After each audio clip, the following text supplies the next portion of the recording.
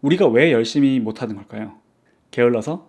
집중력이 없어서? 탁월한 재능이 부족해서? 사실은 자신감이 없어서예요.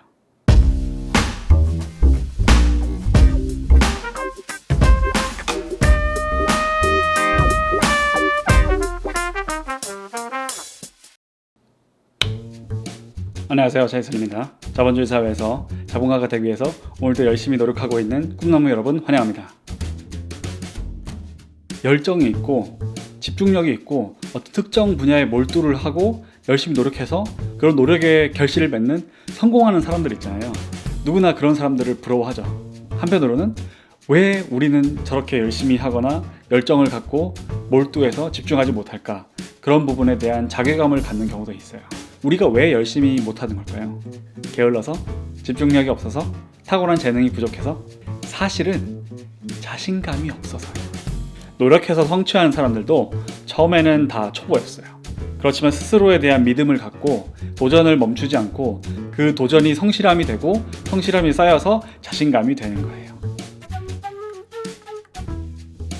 그러면 우리는 왜 자신감이 없는지에 대해서 생각을 해볼게요. 익숙하지 않기 때문에 자신감이 없는 거예요. 자신감이 없으니까 집중하지를 않아요. 나 자신에 대한 불신 때문에 스스로 빠져나갈 수 있는 심리적인 탈출구를 무의식 중에 만들어 놔버린 거예요. 근데 아무리 작은 성취라도 시도를 계속 해야지 이룰 수가 있어요. 일단 해보자고요.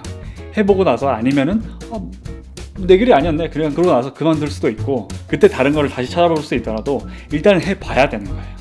일단 도전하는 마음가짐을 갖고 익숙한 거에서 탈피해보는 그런 경험을 쌓아야 되는 거예요. 그런 경험들이 쌓여야지 진짜 나한테 맞는 거를 찾고 제대로 된 도전을 해야 될 때 그런 경험들이 도움을 주거든요.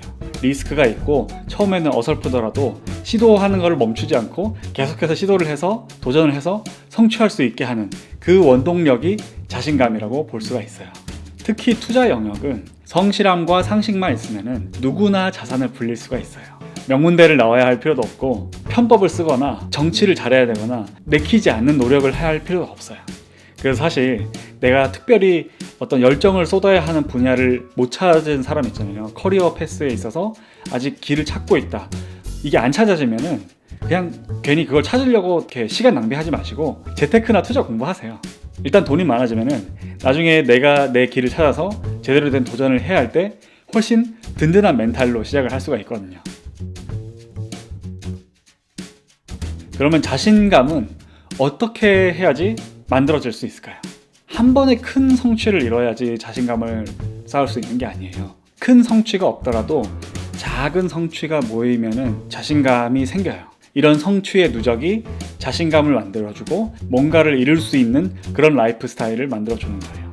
반대로 자존감이 떨어지는 경우도 있잖아요. 자괴감이 들고 자기 혐오에 빠지고 이런 게 뭔가 큰 좌절을 겪어야만 발생한 건 또 아니에요. 오히려 내가 체중이 늘었다든지 부모님이랑 싸웠다든지 친구랑 싸웠다든지 학교나 회사에서 꾸중을 들었다든지 이런 작은 좌절감들이 쌓여가지고 이게 임계치를 돌파하면은 어느 순간에 자기 혐오에 빠지고 내 스스로가 싫어지고 자존감이 확 낮아지는 거죠.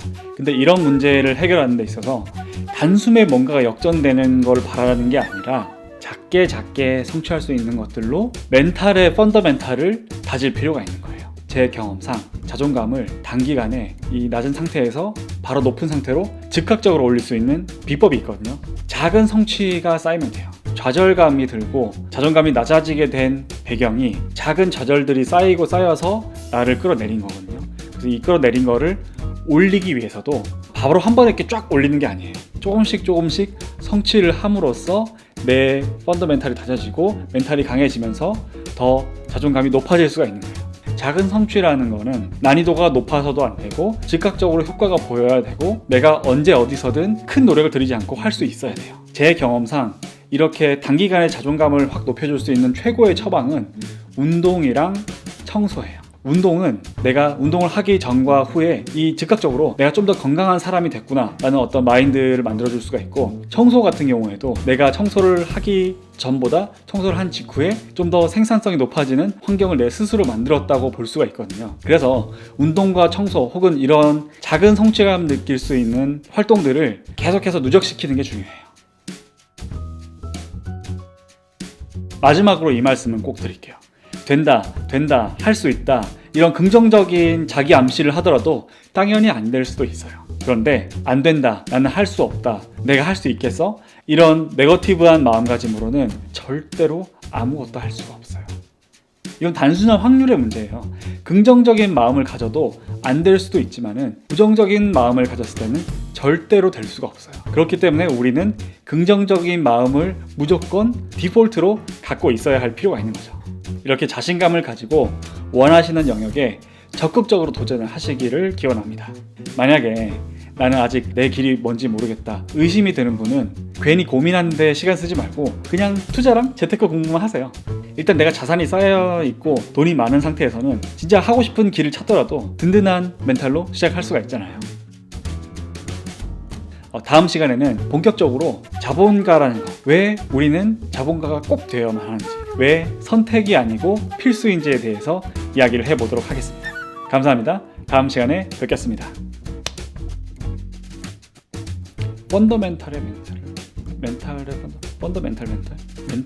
펀더멘탈 어쨌든